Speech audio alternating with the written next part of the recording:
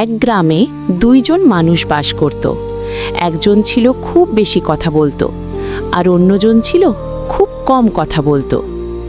যে বেশি কথা বলতো সে প্রায়ই অন্যের দোষ নিয়ে আলোচনা করত।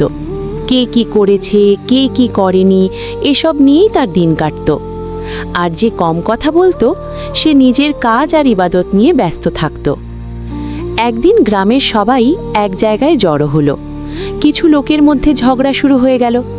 হঠাৎ সেই বেশি কথা বলা লোকটি রেগে গিয়ে কটু কথা বলে ফেলল। তার কথা আগুনের মতো ছড়িয়ে পড়ল, আর ঝগড়া আরও বড় হয়ে গেল। সবাই অশান্ত হয়ে পড়ল। সেই সময় নীরব লোকটি সামনে এসে খুব শান্তভাবে বলল, ভাইরা, আমরা সবাই ভুল করি, একটু চুপ থাকি আর আল্লাহর কথা স্মরণ করি। তার এক কথায় পরিবেশ শান্ত হয়ে গেল। পরে লোকেরা বুঝল যে বেশি কথা বলে সে বেশি ভুল করে, আর যে কথা বলার আগে ভাবে তার কথায় বরকত থাকে।